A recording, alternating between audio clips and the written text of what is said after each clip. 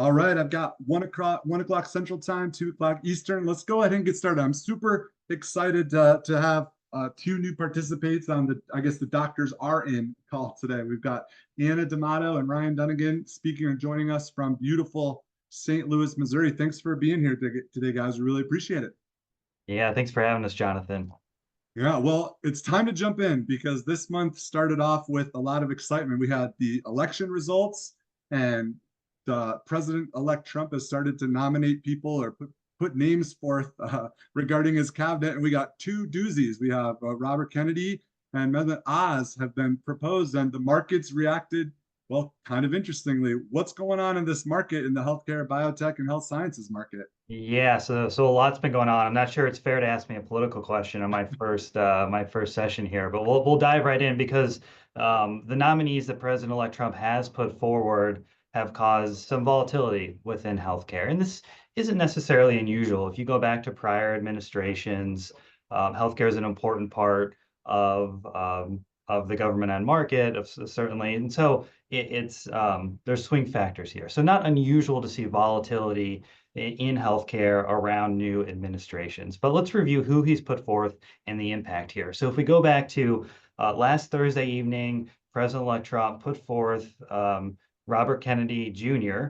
as his nominee to run the Department of Health and Human Services, or HHS.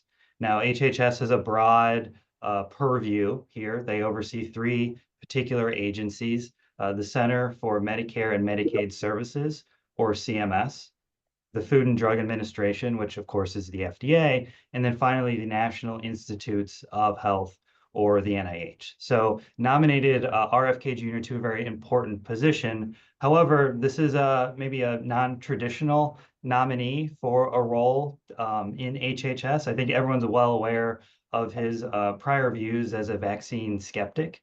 And so that is at odds with the traditional medical community. So caused some consternation, not only within the medical community, but also within the investment world. What will he look to do against maybe vaccines or other areas of healthcare? And what can he do as a potential head of HHS? Now, he's not confirmed yet. He will need to be confirmed by the Senate. So it remains to be seen if he will actually head this agency, but in all likelihood, probably eventually will get there. President-elect Trump's second nominee, Dr. Oz, was put forth to run CMS. This was earlier this week. So again, a non-traditional nominee. I think we probably know Dr. Oz from his time on the television and maybe from his Senate run back in 2022. But his particular views and what he wants to achieve as the potential head of CMS is not altogether clear. And so what has happened here in the market with RFK and with Dr. Oz is it's created broad uncertainty within healthcare. What do these individuals want to accomplish if they are approved by the Senate and head these agencies? What is President-elect Trump perhaps trying to signal as his ultimate goals if these individuals run these departments? And then even rumored yesterday, if you look at Bloomberg News and some other news outlets, they have rumored that Dr. Marty McCreary could potentially be the nominee to run the FDA. So again, he would be a nominee that's in a similar vein to RFK Jr. and to Dr. Oz. So again, a nominee that causes some uncertainty in the marketplace.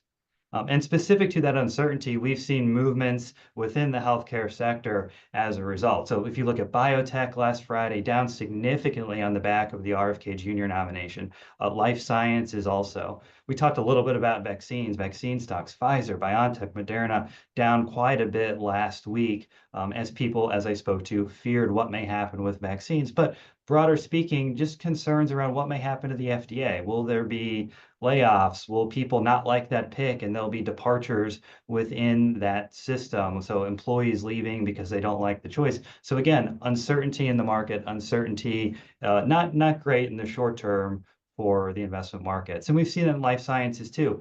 The NIH, RFK Jr., and the Republicans as a whole have said quite openly recently that the NIH has become, unwieldy. There's too many divisions, and we need to consolidate down, perhaps reduce the number of employees, and maybe pivot some of the areas where funding has traditionally been allocated.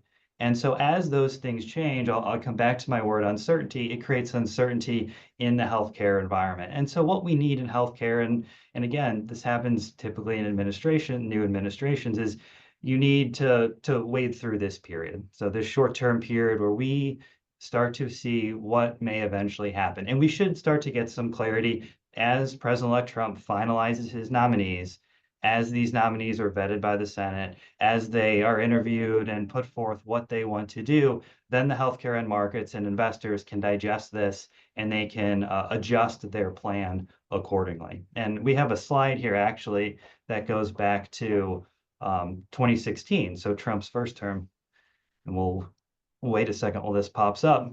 So I think this sort of illuminates the ups and downs that we typically see in markets around elections. And so what this is showing you, it's a great slide put together by Goldman Sachs and FactSet, and it looks at the healthcare subsector performance versus the S&P 500 in 1 and 6 month periods, and 3 month periods, excuse me, post-election. So the dark blue bar is performance in these different sub-industries since the current election. So since 2024, the light blue and the gray bar would be post the 2016 election. So after Trump's first election. And you can see quite a bit of consistency here to the immediate winners and losers. And I think this just speaks to the volatility that we typically see in healthcare around changes in administrations. Hey, that's great. Yeah, it looks like unfortunately a wait and see. That's tough for investors, but it's prudent at the same time, isn't it? Because you never know. I bet if you took these graphs out even further, you'd probably see some pretty dynamic changes in the direction of those bar charts there. Yeah, I think people generally understand that in periods of uncertainty, what am I going to do? It's tough for investors. It's tough for companies. If you think about, I'm a large pharma company and I'm evaluating my pipeline and maybe some small biotechs out there. If I don't necessarily have clarity on what the new administration's goals are, I'm going to sort of sit on my hands and I'm going to wait and see. But again, as these things come to fruition, as we have clarity, which we will have, uncertainty does not last forever, then investors will adjust, companies will adjust, and we'll get moving forward again. So we look forward to that. That's right. Well, that's great. Well, time didn't stop, and Anna, I guess these questions might be for you, but as I understand, the American Health Association or American Heart Association had their annual conference just last week, so they didn't stop. They kept moving. What did they talk about? What are some reactions from the conference? What went on in the conference? What do we need to be thinking about from such a big, the American Heart Association's a big organization. What did they talk about? Yeah, definitely. I think you're totally right. It's important not to get stuck thinking about all these macro concerns. I mean, obviously, it's important to pay attention to it, but we also need to focus on the developments that continue to happen in small biotech and invest where we see displacements from these reactions to broader market concerns. And so the meeting, the American Heart Association annual meeting, happened in Chicago last weekend. There was a flurry of activity, lots of interesting presentations. One that I want to highlight is right here on this slide that you can now see is all about LP little a. And yes, that is how it's pronounced, even though it's spelled with parentheses, LP little a. And I just want to call this to attention because it's something that currently is not widely understood, even though it affects millions of Americans, approximately 20% of the adult population today. And what it is a small lipid particle that floats around in our bloodstream. It's very closely related to LDL, what we think of as bad cholesterol, but it's more sticky. And so if you think about having elevated bad cholesterol is bad, we know because it clogs arteries. Well, this little LP little a is actually even worse than LDL, and it clogs arteries even faster because it's more sticky and it clots more easily. And so in that 20% of the US adult population, there's actually a heritable trait. So this is genetic, having elevated LP little a, and it causes people to have uncontrollably high cholesterol.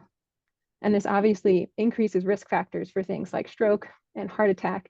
And what was really interesting that came out of this meeting is that there are several companies listed here on this slide who are working on treatments that actually decrease either the production of LP little a in how it's actually formed between two enzymes, or actually the gene expression. So stopping production of the protein altogether at the source.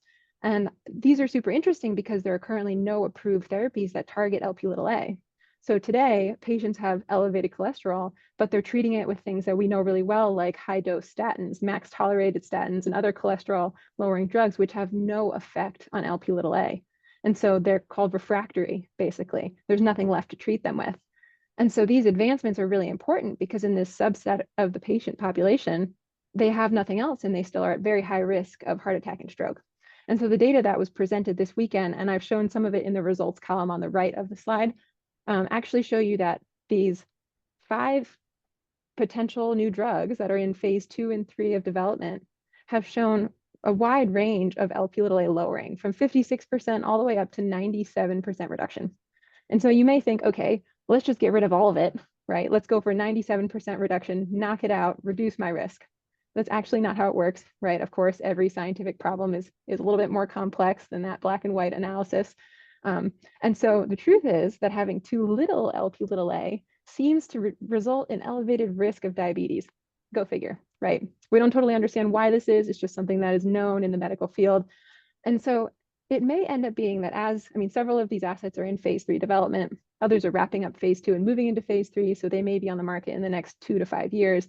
So as these come and are approved and are reaching patients, it may be more of an assessment of what is your baseline cholesterol level? What is your baseline Lp(a) expression? Do you require 90% lowering, or could you get by with just 50% lowering, right? So you don't go below the healthy level of Lp(a). And so just looking at this, I think patients who either know that they have elevated Lp(a) or who maybe have refractory high cholesterol and now think, oh, I should go get tested for Lp(a), have something to look forward to, because these drugs are extremely effective. And there are several companies racing to the finish line, which means that patients will have options, which is so nice, especially when you're thinking about lowering the risk of heart attack and stroke. So I thought that was just like one of the coolest things that came out of the conference. Well, yeah, and it's very interesting. If I look at these companies, I see some pretty large names. I mean, Amgen, Novartis, Eli Lilly, but then Science Therapeutics and New Amsterdam Pharma might not be as large cap. You know, as an Yeah. investor, I think about acquisition, I think about other stuff. What are some of the actions that you see coming out of this over the next, I don't know, 3 or 4 quarters? Yeah, definitely. I think it's something we have to keep an eye on. In the small cap world, we always are looking for those opportunities. It's actually even more interesting because I haven't even listed them all here on this slide. So there is even more in development and actually more coming from smaller companies as well. But one other, so these large cap companies that you see here, they have not only what I'm showing you, but also like phase 1 studies in additional molecules. So when we think about acquisition potential, it's always possible for these small cap companies, but this is a space where I think large pharma has seen the value and has really been innovating with a whole pipeline of different assets to target Lp(a). And so we're looking at potential acquisition targets. We're looking at which large pharma player will move first or have the most effective drug in this space. And I'm very excited about some of these molecules that are in phase 3, especially when you have different modalities. So here we have both assets that are completely silencing the gene, others that are just reducing its production. What if one day we could use some of each of these depending on the patient profile? So we're really looking at the whole makeup of the landscape when we make those decisions.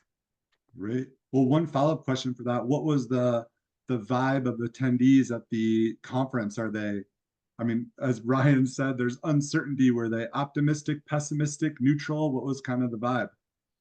Well, I think you'll find, myself included, that scientists and medical professionals are very excited about data.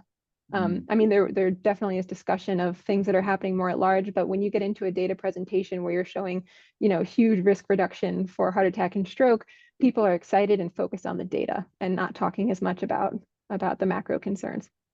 Gotcha. Well, Yeah. that's what I would hope you guys would say. Well, Ryan, I would go back to you real quick. And we look towards the end of the year. We're in the holiday season here. What are your kind of thoughts about the sector in general? Will it be a wait and see? Will there be some movement here, or will it be a quiet December? What are your thoughts? Yeah, I don't think it's going to be quiet by any means. Hopefully a little bit of quietness next week during Thanksgiving, but we're seeing movements. We're seeing movements today. There's been some tweets by some individuals in sort of President-elect Trump's inner circle that have moved the markets. If you look at Vivek Ramaswamy's recent tweets, even today and yesterday, moving healthcare.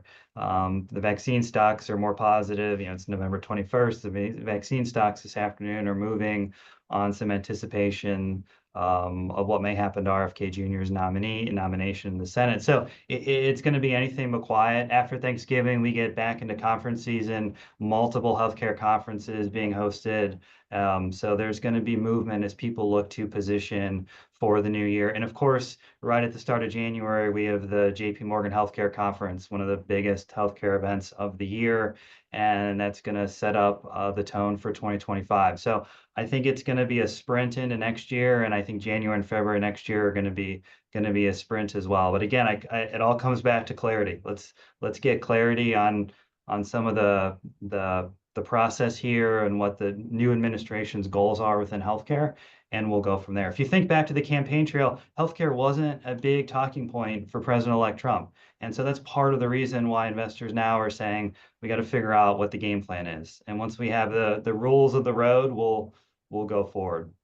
That's right. Well, that's a great place to stop. Let's end there. Thank you guys so much for today. There's for those attending, there's a brief survey if you'd like some more information, if you'd like to speak with a sales rep or stuff. But we decided we're going to do another doctor is in here in December. There's just too much going on. So I know it's the week before Christmas. Let me pull up the actual day. It's always the third Thursday. So that'll be the 19th. So just a few days before Christmas, but I think it's a good time to do it. And look forward to you all having a wonderful Thanksgiving. And we'll speak to you again in December. Anna and Ryan, thanks so much. Have a great holiday, and we'll speak to you again soon.